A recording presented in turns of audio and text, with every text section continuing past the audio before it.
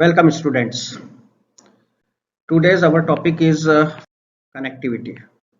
The connectivity which refers to the interconnections between the host,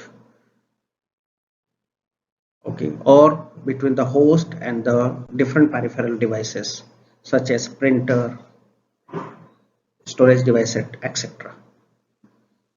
So the connectivity between the host and the storage devices. Here we are just to discussing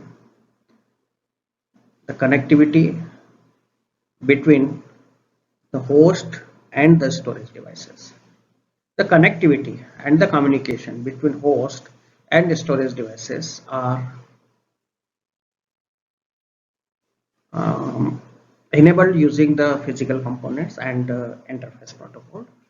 So, what are the different physical component of connectivity? So, physical components of connectivity are the hardware components or hardware elements that connect to the host storage. So these physical components or the elements of connectivity between the host and the storage are the host interface, device, port, cables, etc. So these are the different, you can say, devices. So first of all, we see what is host interface device, or that is also called the host adapter. This one. Okay. Now this host adapter connect the host to the other host and the storage devices. Example, the host interface device are host bus adapter and network interface card. So host bus adapter is an application specific integrated service, that is ASIC board, that perform the IO interface functions between the host and storage, receiving the CPU